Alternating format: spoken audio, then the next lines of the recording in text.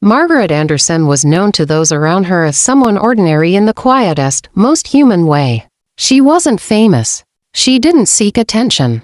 She lived a life that blended into the background of her community until the day her name became associated with tragedy rather than familiarity. What happened to her would eventually raise questions about trust, vulnerability, and the fragile line between safety and danger.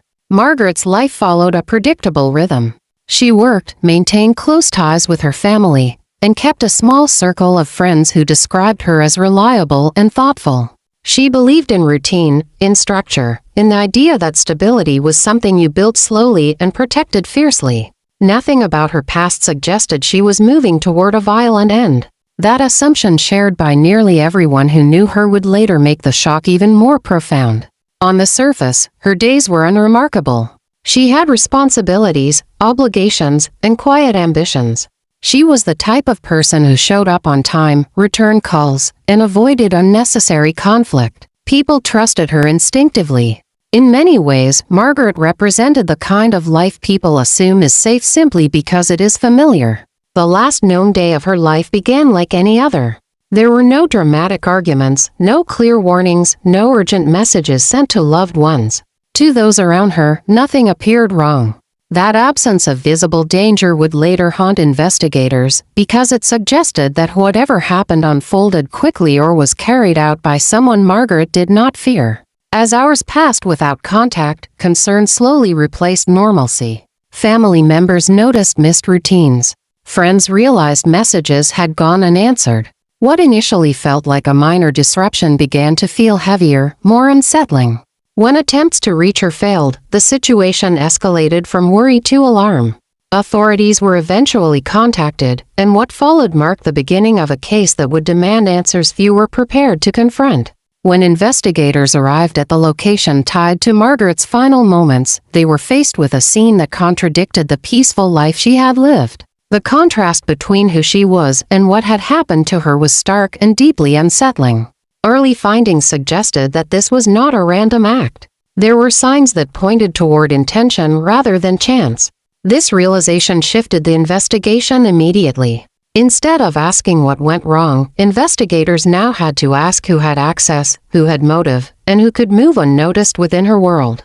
Margaret's personal relationships came under scrutiny. Friends, co-workers, acquaintances, anyone who had interacted with her in the days leading up to her death became part of the picture investigators were trying to assemble. Each interaction was examined not for what was said, but for what might have been left unsaid. What made the case especially troubling was how little resistance seemed to have occurred. This detail suggested familiarity, trust, or surprise. It implied that Margaret may not have recognized danger until it was too late. For investigators, this narrowed the focus but also deepened the mystery. As news spread, the community reacted with disbelief. People struggled to reconcile the idea that someone like Margaret, quiet, dependable, and private, could become the center of such a grim investigation. Candlelight vigils were held. Conversations filled with shock and fear echoed through neighborhoods that once felt secure. For her family, the pain was immediate and overwhelming. Grief was compounded by unanswered questions. They wanted clarity, accountability, and understanding, not just for closure, but to make sense of how such a loss could occur without warning.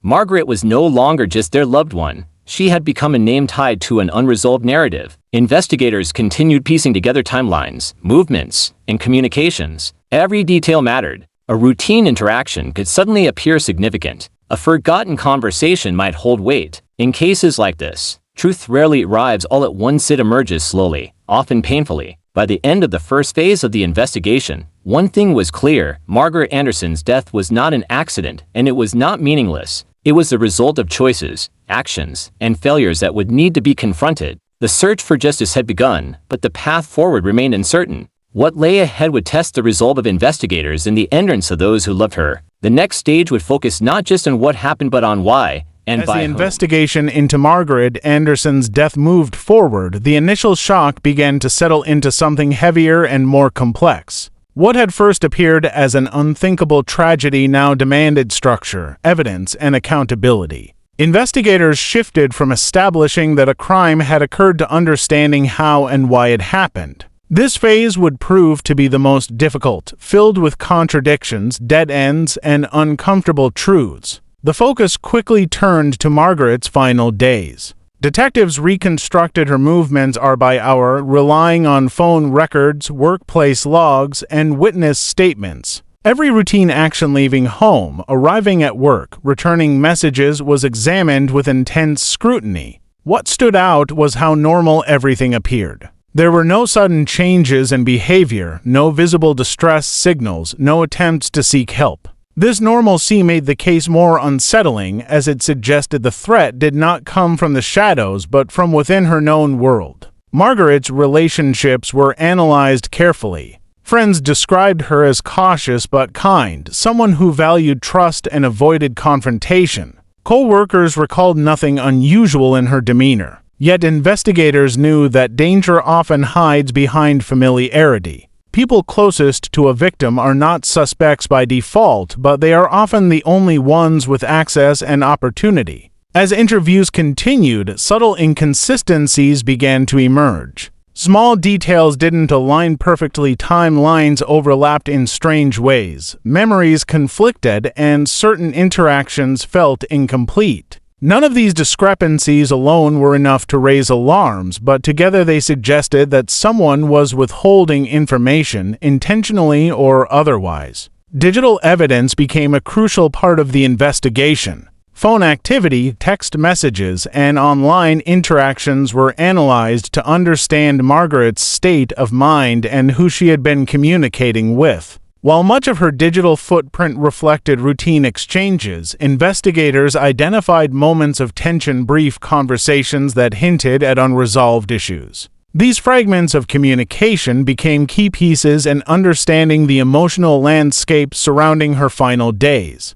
The case also highlighted systemic challenges. Investigators were under pressure to act quickly, but without clear leads, progress was slow. The absence of obvious evidence forced them to rely on patience and persistence. Each potential lead required verification, each theory needed support. In true crime investigations, assumptions can derail justice just as easily as an action. Meanwhile, Margaret's family faced a different kind of struggle. They were caught between grief and the need for answers. Every update from authorities carried hope and fear in equal measure. The waiting was agonizing, not knowing whether justice was close or impossibly far away. Public attention grew, and with it came speculation. Some narratives were accurate, others were harmful. The family had to endure not only loss, but scrutiny. Media coverage intensified as the investigation continued. Margaret's name began circulating beyond her immediate community. With exposure came pressure on law enforcement to deliver results. While public interest can help keep cases alive,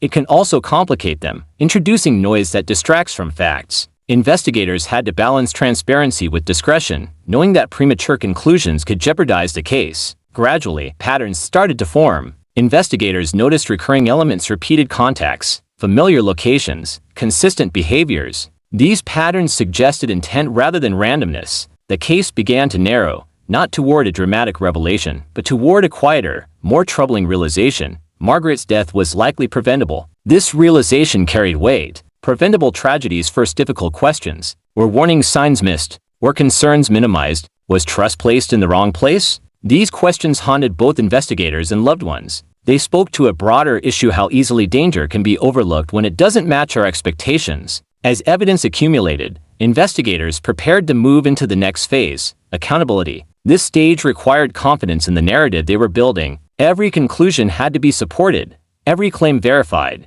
Justice depends not only on truth, but on the ability to prove it beyond doubt. By the end of this chapter of the investigation, the case had transformed. It was no longer just about discovering what happened to Margaret Anderson. It had become a reflection of vulnerability, trust, and the consequences of silence. The path forward was clearer, but no less painful. The final phase would bring confrontation between facts and denial, between loss and accountability. For Margaret's family, it represented both hope and heartbreak. For investigators, it was the moment when all their work would be tested. And for Margaret, it was the closest step yet toward having her story fully heard. The final stage of the Margaret Anderson case marked a turning point not just in the investigation, but in how her story would be remembered. By this point, the facts had begun to solidify. What once felt like scattered pieces of a painful puzzle now formed a clearer picture, though the clarity came at an emotional cost. The closer investigators came to the truth, the heavier the reality became for everyone involved. As authorities moved toward accountability, They reviewed the case from the beginning, ensuring that every conclusion was supported by evidence.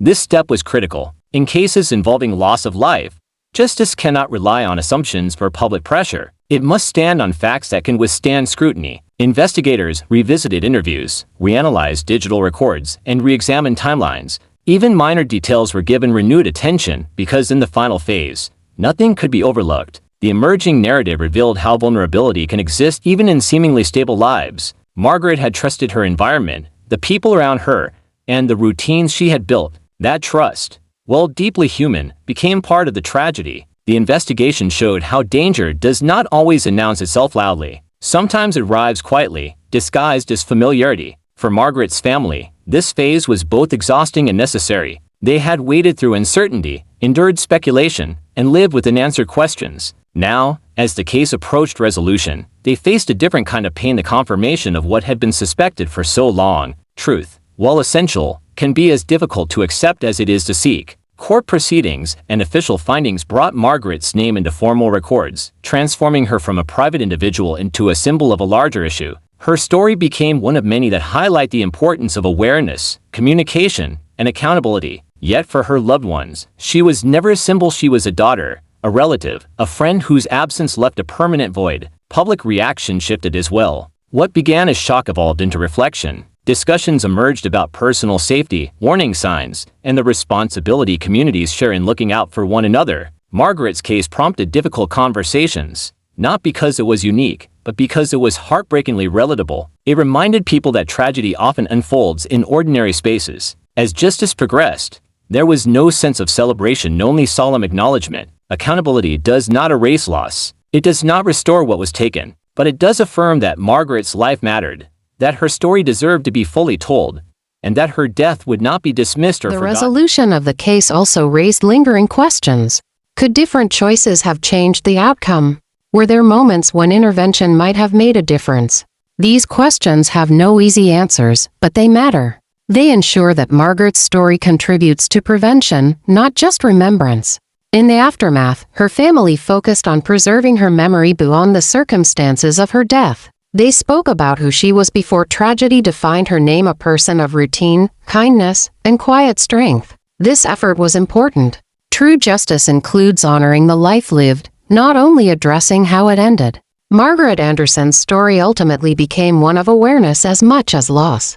It underscored the importance of listening, of paying attention to subtle changes, and of taking concerns seriously even when they seem small. It reminded audiences that safety is not guaranteed by familiarity, and that vigilance is an act of care. As time moved forward, the case settled into history, but its impact remained. For investigators, it reinforced the importance of persistence. For communities, it served as a reminder of shared responsibility. And for viewers and readers, it offered a sobering truth. Real stories don't end cleanly, and justice, while necessary, is never complete. Margaret's name now stands as a quiet call for awareness. Her story asks us to look closer, listen more carefully, and value the lives around us while we still can. In remembering her, we do more than acknowledge tragedy. We affirm humanity, responsibility, and the enduring need for justice. Her life mattered. Her story matters. And through remembrance, her voice continues to be heard.